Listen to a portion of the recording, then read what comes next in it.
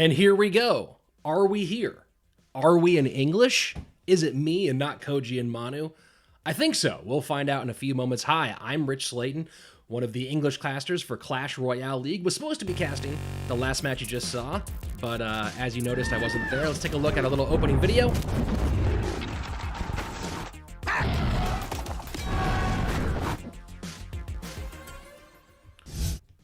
And, let's take a look at today's lineup of matches.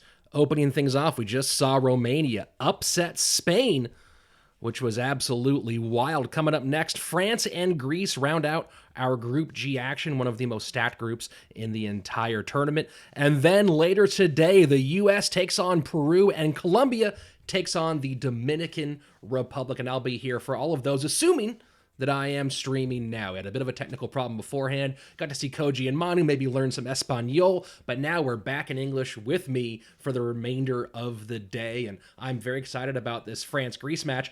Look, I didn't get to cast it, but I certainly did enjoy watching that wild Romania versus Spain matchup. Two #1 seeds now have gone down on their opening day. First Mexico and now Spain. Two top teams people thought had a good chance of going all the way. So as we've already seen, anything can happen in this tournament. Absolutely anything. So I am very excited for what's coming up next. France and Greece. France does have a significantly more experienced roster competitively. A lot of sort of deceptive depth on that France roster, of course, helmed by Azelis. We'll go through the rosters in more detail later. Greece, one of the least experienced teams in terms of competitive play in the entire tournament.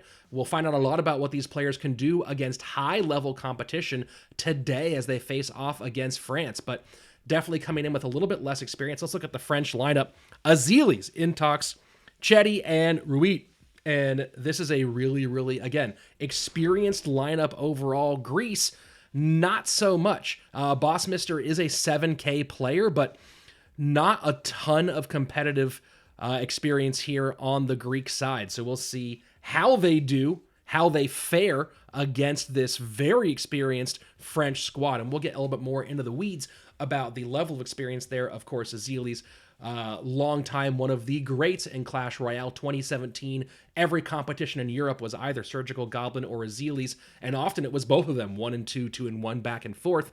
And then the rest of that team has a lot of competitive experience. Let's go ahead and take a look at our 2v2 lineups today. Intox and Chetty is going to be up against Zeus and Armand in our 2v2 match. So let's go ahead and jump right into the action, kicking things off.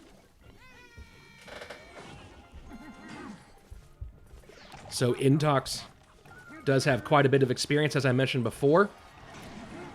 Going all the way back to 2017, playing in the RPL Americas 3, taking the #1, the championship there with AD or Ad Esports. And of course, a lot of time spent with Team Queso and Arena Casito, the 2019. A lot of time with Arena Casito, so he is very familiar with competitive play. His 2v2 duo partner, not as much, maybe a little bit more on par with the experience level of Zeus and Armand. It's going to be Ram Rider, most likely double Ram Rider for Intox and Chetty. Zeus and Armand going bait in 2v2. We'll see how that fares. Bait typically struggles in 2v2 with the number of spells on the board, but as you can see, opening things up with a bang. 813 remains on that right-hand tower.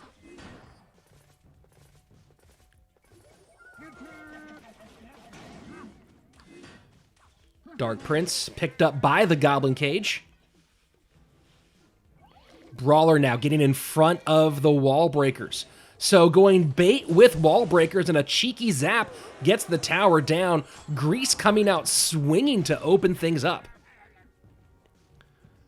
France does have a lot of experience, was the #2 seed in this region, but or in this group, but definitely some concerns overall about France being voiced by my Spanish counterpart Koji-san, or Victor Bem, who you can see right now on the CRL or on the No-Till Espanol channel. You saw him here for the first hour. A lot of questions whether Romania or France should have been the #2 seed or a #2 seed, going back and forth, but You know, part of that seeding done by past results, and France has been great in the past. But keep in mind, Romania has done some really good work in the last couple of years in the World Royale League. And of course, we just saw that great win by the Romanians. Here we go, Ram Rider in front. Mega Knight Lightning easily cleaning up that push. Final 17 seconds, and France has barely sniffed the towers of the Greek squad. So Greece going to win game number 1. Going to do it in style. Going to do it with bait. Bait wall breakers for the Greeks in game 1 of 2v2. And yeah, go ahead and celebrate, because that was a very impressive performance. Who expects bait to be that successful in 2v2 at this level? Not a lot of people, but as you can see, worked out well for the Greeks. So taking game number 1, and we've talked a lot throughout the history of CRL and competitive play. When you do have 2v2 involved as one of the sets, the importance of winning that first set. You can get that 2v2, and then you have 2 sets now to win. But for a lot of these teams that are underdogs, the 2v2 really feels like it's a win or go home, a must-win situation. And we just saw with Romania winning that 2v2, losing the 1v1, and then coming back out in the King of the Hill and getting things taken care of. So you got to think here, same thing. Greece probably needs to win this 2v2, but we'll see. I mean, they could surprise all of us, and they already have taken game number 1. Let's jump right back into the action.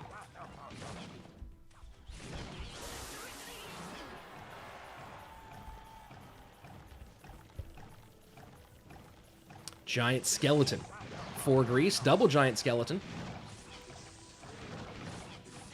Giant Skeleton is such a staple of the 2v2 meta. We've already seen it in Hog Rider today from the Spanish squad. We've seen it in Graveyard, seen it in pretty much everything. It's one of the most important and versatile cards because of the way the bridge battles take place, the number of troops on the board in 2v2 compared to what you have in head-to-head play. Still, even Giant Skeleton has moved into the 1v1 meta. So it is going to be Giant Skeleton Hog Rider. Probably going to expect a Lumberjack out of the Greek deck as well, but we'll see if they choose to go that route or not. That's the typical trifecta and 2v2, Giant Skeleton, Hog Rider, and Lumberjack. And you can see going opposite direction, that's what the French have chosen to go with. This has become one of the more popular constructions in the last few years. Or in the last year or so. Hog Rider taking advantage of that rage, getting a few big-time swings. Backed up by the Mega Minion. Defensive freeze comes in. But still damage done. And a cheeky freeze opposite direction for the Greeks. Doesn't pay off as much as they would have liked, but 786, still a significant chunk. And Greece now, with the final minute of regulation approaching, in a good spot to potentially sweep 2v2 and go into our second set with a massive advantage.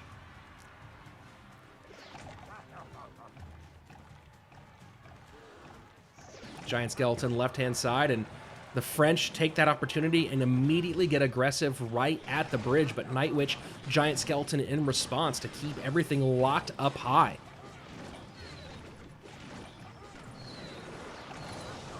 The Greeks have Poison, Log, and EQ, so lots of ways to spell cycle here at the end if they so choose.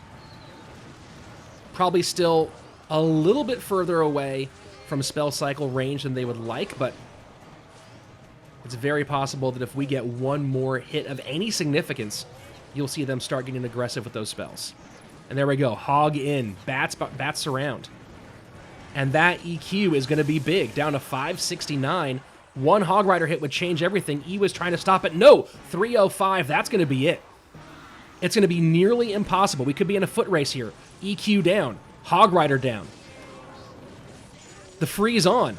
Snowball in, but this Hog Rider could steal it. Oh my word! The French come back, 33 HP. Greece cannot get the spells down in time.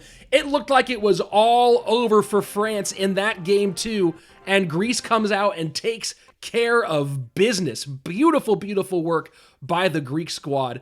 But it's the French who just hold tough, load up at the bridge, and take advantage of a momentary lapse by their opponents to close things out and take that win. So now we're going to a game 3, and I'm going to tell you right now, from a momentum standpoint, that could be a total shaker for the Greeks. The Greeks have to regroup because they had that thing locked up and essentially through there in the final moments. You saw the French saw an opportunity, knew they had to go in, and maybe trying to get a little bit too fast, trying to get a little bit too rushed towards the finish line.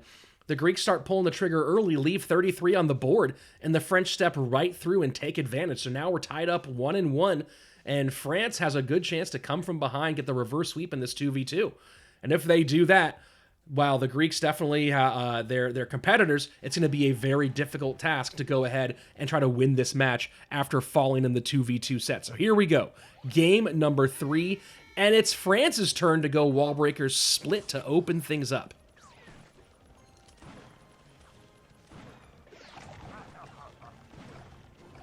Giant Skeleton right-hand lane immediately. P.E.K.K.A dropped in response by the French. Mini P.E.K.K.A behind. Not as much Mini P.E.K.K.A in 2v2 as you see in 1v1, but Mini P.E.K.K.A with that slight range increase has kind of gone under the radar for a long time, but when the ranges were reworked and standardized, the Mini P.E.K.K.A did gain a range increase, and in the last month or so, people have started to notice just how good the Mini P.E.K.K.A is with that little bit of extra reach. Nothing like when Mama P.E.K.K.A could basically reach across the board and take out your troops, but Mini P.E.K.K.A certainly very strong right now in the meta. Wall breakers right-hand side and left-hand side. Snowball misses, and both sets of wall breakers connect. Everything going wrong for Greece in this third and final game. Miner to the number 3 spot. Greece out of elixir, essentially. Nothing good in cycle to pick it up. 793 on the left-hand side, and those bats did stop some of the bleeding, but will not get any counter pressure. And look at this, Greece still way behind on elixir. So what started off looking so good, a potential 2-game sweep for Greece, suddenly now they are in trouble in this 2v2 set. All the momentum going towards France.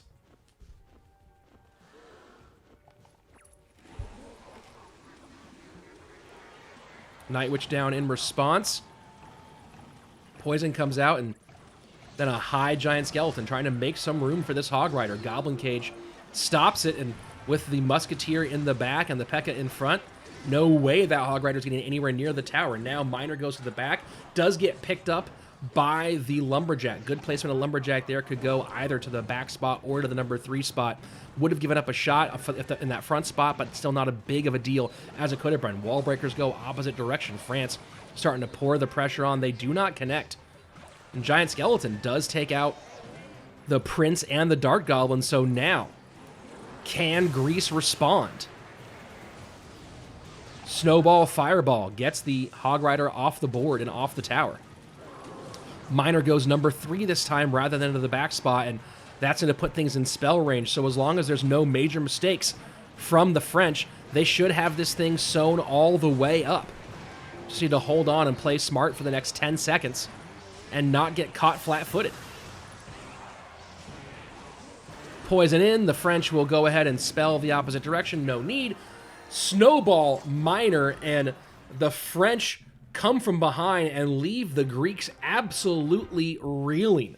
What a, wow, whiplash few moments for the Greeks there. Seconds away, moments away from sweeping 2v2, suddenly a reverse sweep, and that third match didn't even look close. That third game really went the French way, and you got to think maybe France now has regrouped, got their feet under them, and now we head into the head-to-head play, the 1v1 in King of the Hill, where France should have a fairly decided advantage. Azealis most likely coming out for 1v1. That would be my guess. I'd be surprised if there's anybody else you send out there in this situation, but, you know, I could be wrong. We'll find out in a few moments. Greece going to have to go up against that Frenchman, and of course, if they make it to King of the Hill, 3 more very, very experienced French players. So we've seen one Cinderella story today, Romania taking out Spain. The question of will we see another one? Most likely not in this case, but I'm not going to count out Greece yet. Anything can happen, but they have a very, very tall order ahead of them. A big hill to climb if they want to get back in this one. Wow, what a day it has been. What a tournament it's been so far. Multiple King of the Hill sweeps. Nacho sweeping for Chile was absolutely amazing. And of course, what we saw out of China was really, really impressive. And then you go to what Canada did. Sweep taking out Mexico pretty much all on his own. Let's go ahead and yes, it will be Azealis in the 1v1. And I am not sure who that is for Greece. I have to admit, I'm going to go take a look at the Greek roster for a second. That could be Grizzy, potentially.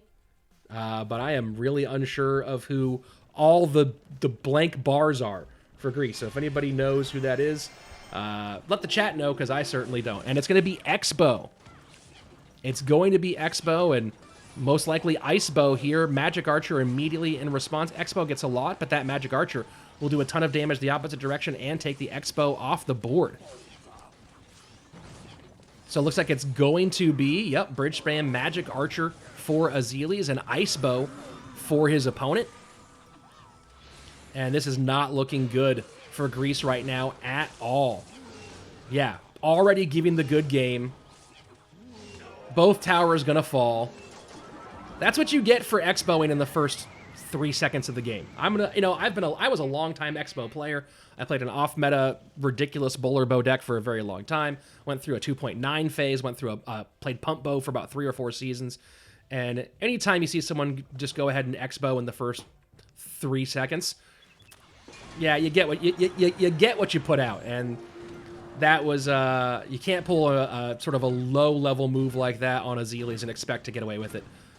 Azeali's going to go ahead, get the 3 crowns, get this one taken care of very quickly, and the mystery player for Greece needs to go ahead and regroup and maybe come up with a different game plan, one that does not involve an Expo in the first 4 seconds of gameplay.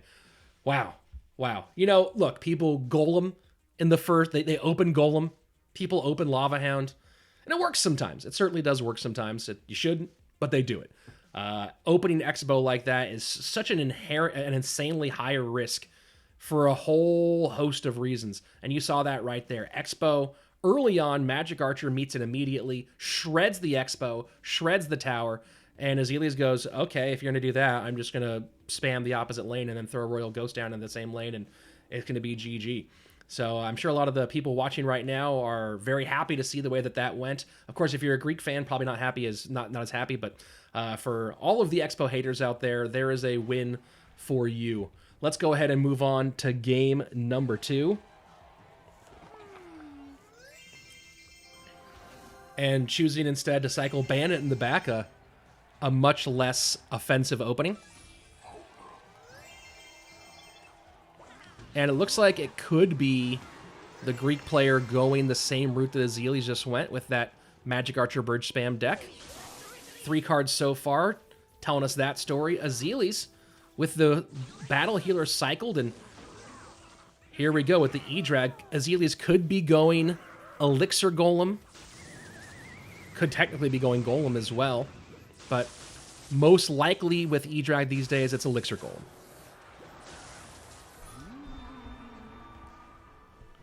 Royal Ghost opposite lane, picked up by the Mini P.E.K.K.A. And will the Greek player go for the King Tower activation? Does not. Instead goes opposite side with the Bandit, choosing to meet the Mini P.E.K.K.A. Probably the right call. Sometimes that King Tower activation can be pretty cool, but in this matchup, most likely not going to be a major factor. So risking that Mini P.E.K.K.A. damage over King Tower activation wouldn't have been smart. It's the correct play by the Greek player.